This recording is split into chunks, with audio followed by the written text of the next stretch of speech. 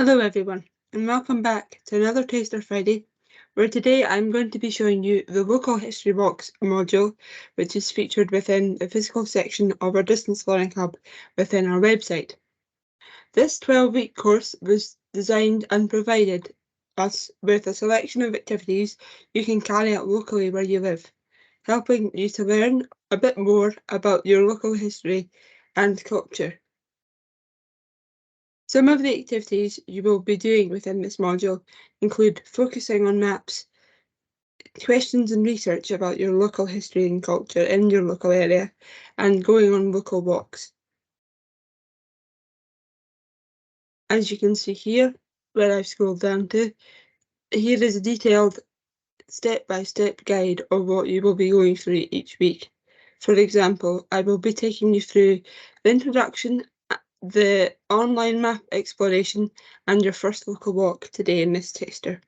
And alongside this, you will see a mind map of course content that shows all that is going to be covered within this module. You'll be exploring your local area through a series of walks that you will plan using online resources that we have given you within this module.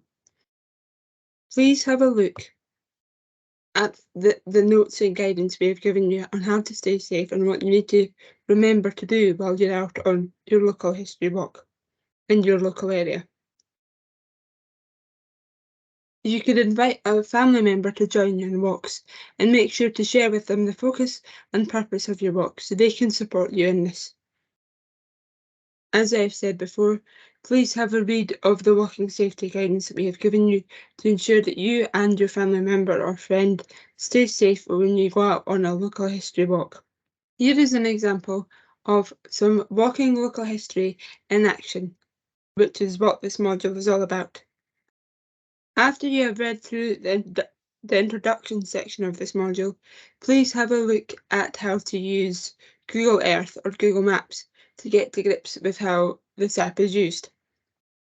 First of all, you could search for a location that you are quite familiar with, whether this is your university, your school, or even your house where you live.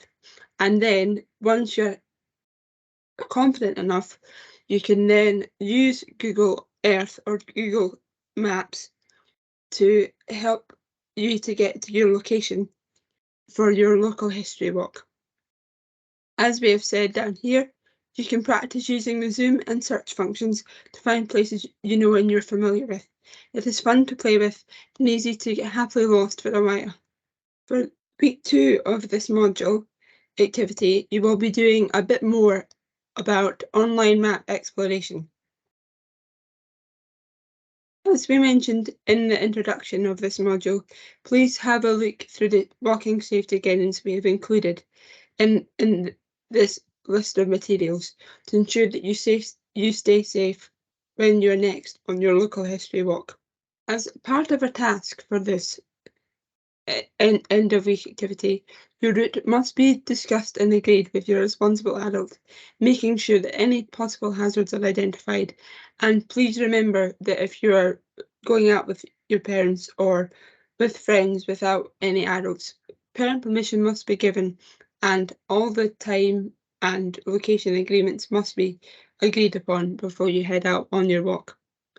Whilst you're local history walking, you can stop in a safe place to take any photos that you think are interesting. You can go more closely up to buildings or signs that may be linked to the local history of your local area, and you can take a notebook and pen to make notes throughout your walks. After you've done this, can you plan a route for your first walk to include some of these? Whether this is a circular route or a return route there and back, it's okay to start with that to start off with, but then if you want to challenge yourself, you can add a bit more of a bigger route if you would like to.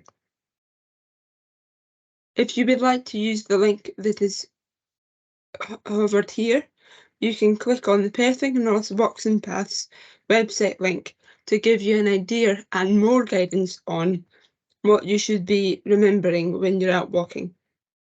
As well as using Google Maps and Google Earth, you have the opportunity to download the Ordnance Survey mapping app or use the website to get more information about navigation.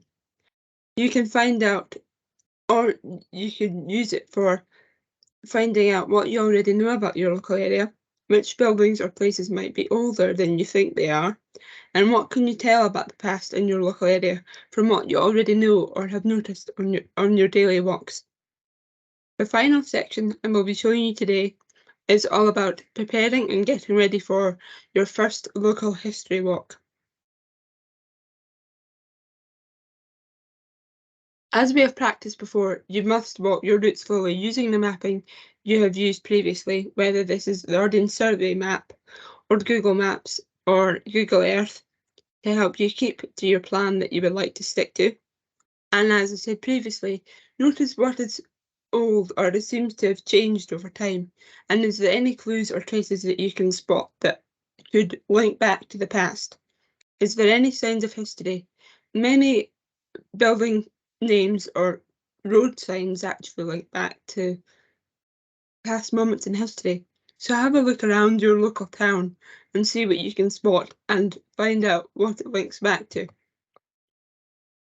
I hope you have enjoyed listening and watching this week's taster based on the local history box module within the physical section on our distance learning hub within our website, and you're looking forward to channeling your inner historian today.